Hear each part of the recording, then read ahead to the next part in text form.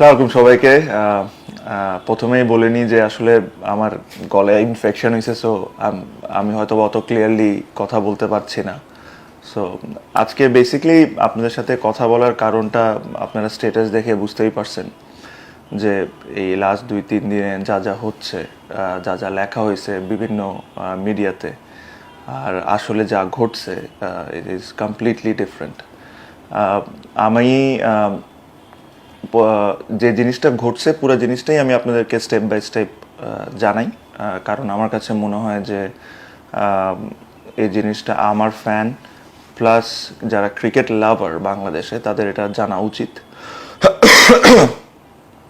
So basically আপনারা সবাই জানেন যে আমি রিটায়ারমেন্ট করার পর রিটায়ারমেন্ট করার একটা কারণ ছিল, প্লাস রিটায়ারমেন্ট থেকে যখন আমি আবার প্রাইম মিনিস্টারের রিকোয়েস্টে ফেরত আসি, তারপর যে 2 মাসটা ছিল, ওই 2 মাসে আমার কাছে মনে হয় যে আমি প্রচণ্ড পরিমাণ কষ্ট করি আমি নিজেকে ফিট করে করার জন্য। আই এম শিওর যারা যারা ইনভলভ ছিল এটাতে, ফিজিওস, ট্রেনার্স, সবাই আমার সাথে একমত হবেন যে এরকম কোনো সেশন নাই বা এরকম কোনো এক্সারসাইজ নাই যারা ওনারা আমার কাছ থেকে চেয়েছেন আমি করিনি নিজেকে ফিট করার জন্য। অবভিয়াসলি যখন খেলা আসা শুরু হলো, কাছাকাছি আসলো, তখন অবশ্যই আমি মেন্টাল সাইড থেকে I was not very happy or এটা কেন, because for what ever has happened in last 4-5 months, আপনারা যদি নিজের লাইফের সাথে রিলেট করেন আপনারা বুঝতে পারবেন যে এটা আসলে খুব একটা সহজ জিনিস না। বাট যখন আমি খেলা শুরু করলাম, প্রথম ম্যাচে আমি 30-35 ওভার মতো ফিল্ডিং করলাম, ব্যাটিং করতে পারলাম না আনফর্চুনেটলি। সেকেন্ড ম্যাচে ব্যাটিংয়ের সুযোগ আসলো, আর আমার জন্য যে বেস্ট পসিবল যে রেজাল্টটা আউটকামটা দরকার ছিল ওটা হয়েছে unfortunately we lost the game. আমি সবসময় বলি run doesn't matter if you are not winning, but ওই মুহূর্তে আমার জন্য যেটা সবচেয়ে বেশি ইম্পর্টেন্ট ছিল যে কিছুটা রান করা অ্যান্ড ব্যাটিংটা আমার কেমন হচ্ছে এটা ফিল করা। And I was very happy the way I batted. I only scored 44 runs, but I think I was very confident. I was looking good for something big, but unfortunately that didn't happen. After that game, I was actually very happy mentally. যা last 4-5 মাস হয়েছে এগুলো আসলে মাথায় অত ছিল না। I was looking forward to play again. I was looking forward to the World Cup. এগুলো naturally আপনি যখন এতদিন পর ক্রিকেট খেলবেন, প্লাস আপনি একটা ইনজুরি থেকে উঠে আসছেন, আপনি নর্মালি আপনার ডিসকমফর্ট আপনার থাকবে, ব্যথা আপনার শরীরে থাকবে। আই এম নো ডিফারেন্ট, আমারও তাই হয়েছে। তো অ্যাকচুয়ালি প্রথম ম্যাচেও আমি একটু ব্যথা ফিল করেছি after the game, and then পরের ম্যাচটা হয়েছে। তো যখন খেলা শেষ হওয়ার পর আমি আমার অবস্থানটা বললাম ফিজিওকে যে this is how I am feeling. ঠিক ওই মুহূর্তে 3জন সিলেক্টর ড্রেসিং রুমে আসে। একটা জিনিস আপনাদেরকে একদম ক্লিয়ার করে দিতে চাই, আমি কোনো সময় কোনো মুহূর্তে আর কাউকেও কোনো সময় আমি বলি নাই যে আমি 5টা ম্যাচের বেশি খেলতে পারবো না। এই কথাটা কোনো সময় হয়নি। আই এম শিওর কালকে নান্নু ভাইও এই কথাটা ক্লিয়ার করছে।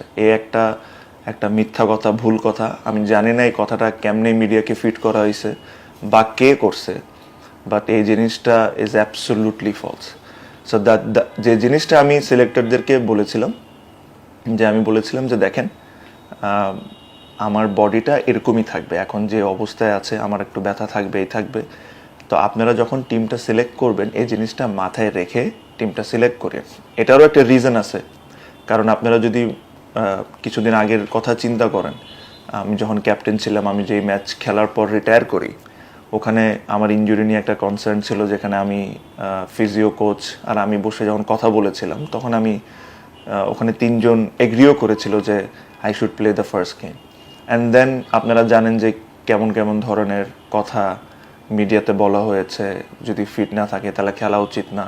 আমার কাছে ওই সময় খুব অবাক লাগছে কারণ আমরা ওই রুমে সবাই এগ্রি করছিলাম। So I didn't wanted to create another controversy. এই কারণেই আমি আমার তরফ থেকে উইথ ফুল অনেস্টি আমি সিলেক্টরদেরকে এটাই বলেছি যে আপনারা জিনিসটা মাথায় রেখে আমাকে সিলেক্ট করেন। কারণ হলো যদি আমি ওয়ার্ল্ড কাপে যাই, এমন হতে পারে আমি 9 ম্যাচ খেলি কোনো সমস্যা ছাড়া, কারণ ওয়ার্ল্ড কাপের ফিকচারটাই এরকম ছিল যে প্রতিটা ম্যাচের পর অ্যাটলিস্ট 3-4 দিনের একটা গ্যাপ আছে apart from the first 2 games. আর এটা নিয়ে যেরকম কোনো কিছু না, আবার এমনও হইতে পারে, আর এটা যে কোনো সুস্থ মানুষের সাথেও হইতে পারে যে 2টা ম্যাচ খেলার পর ইনজুর্ড হয়ে গেল, তাকে দেশে পাঠিয়ে দিল, তার রিপ্লেসমেন্ট গেল। রিপ্লেসমেন্ট তো আপনি অবশ্যই নিতে পারবেন যদি আপনি ইনজুর্ড হয়ে থাকেন। সো এই কারণে আমি এই জিনিসটা ক্লিয়ারলি তাদেরকে বলি। তো বলার পর আমরা যখন হোটেলে যাই, আমাকে যখন অ্যাসেস করার পর আমার যে পেইনগুলো ছিল পরের দিনও অ্যাসেস করে।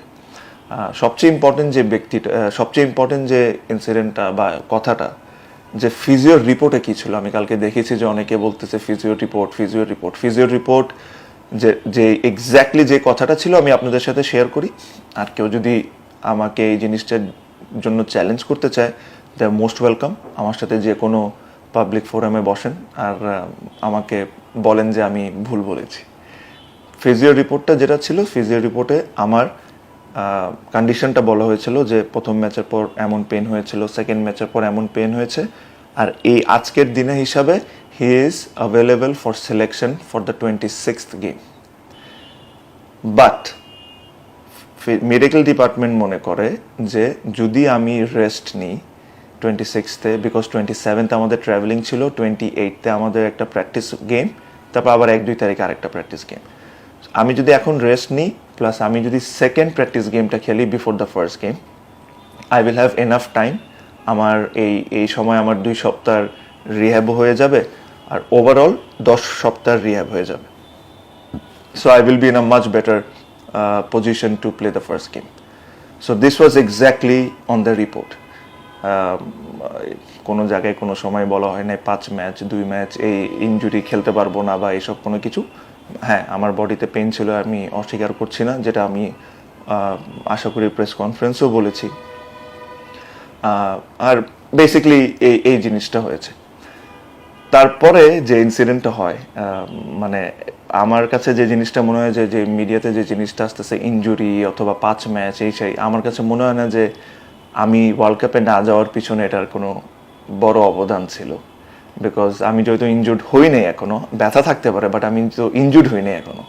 সো তার 1-2 দিন পর আমাকে বোর্ডের টপ লেভেল থেকে একজন ফোন করলেন। সে বেশ ইনভলভ আমাদের ক্রিকেটের সাথে। তো উনি আমাকে ফোন করে হঠাৎ করে বললেন যে তুমি তো ওয়ার্ল্ড কাপে যাবা, তোমাকে তো ম্যানেজ করে খেলাইতে হবে, তুমি এক কাজ করো, তুমি প্রথম ম্যাচ খেলিও না আফগানিস্তানের সাথে। তো আমি বললাম যে ভাই, আমি তো এটা এখনও 12-13 দিনের কথা, আমি 12-13 দিনের মধ্যে তো আমি ভালো কন্ডিশনে থাকবো, আমি কি কারণে খেলবো না। তো তখন বললো যে আচ্ছা, তুমি যদি খেলো, আমরা এরকম একটা প্ল্যান করতেছি বা আলোচনা করতেছি যে তুমি যদি খেলো তোমাকে আমরা নিচে ব্যাটিং করাবো। তো ন্যাচারালি ভাই, আপনাদের একটা জিনিস মনে রাখতে হবে যে আমি কোন মাইন্ডসেট থেকে আসতেছিলাম।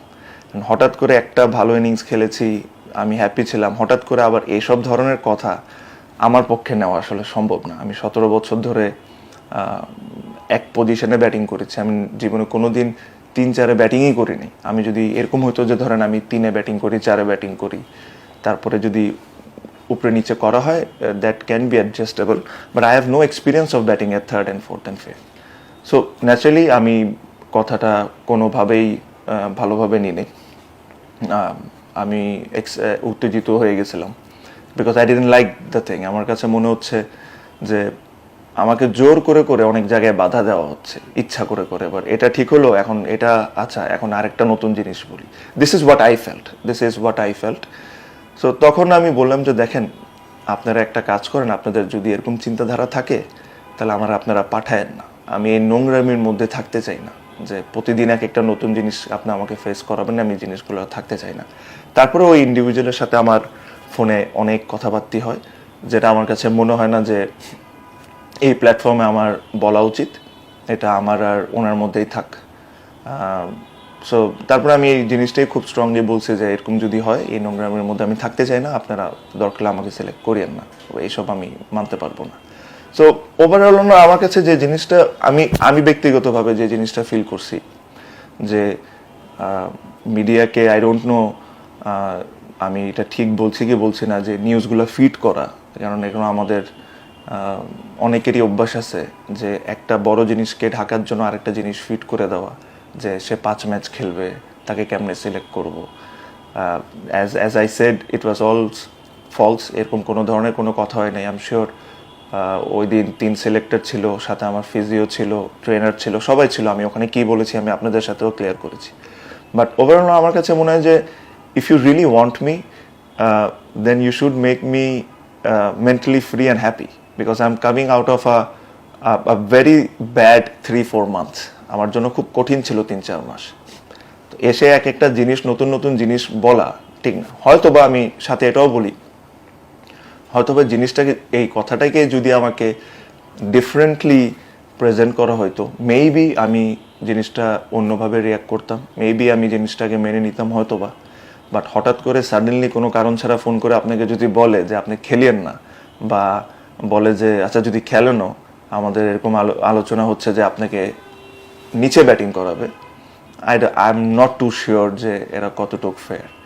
So this is what has exactly happened, and এর চেয়ে বেশি কিছু আমার বলার নাই। বাট আমি এতটুকুই বলবো, আমি আমার তরফ থেকে যতটুকু আমার কাছে যে জিনিসগুলো আমি ফিল করেছি বা আমার সাথে ঘটেছে, ওগুলো আপনাদের সাথে শেয়ার করলাম। But end of the day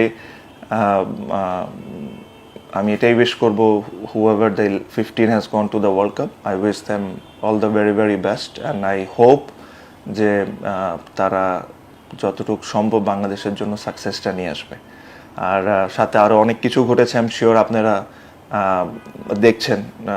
that's so এগুলা একটা কাহিনী ইনসিডেন্ট হতে পারে, 2টা কাহিনী মিসআন্ডারস্ট্যান্ডিং হইতে পারে, কিন্তু একজনের সাথে লাস্ট 3-4 মাসে 7-8টা কাহিনী যদি হয়, তাহলে এটা ইন্টেনশনাল হয়।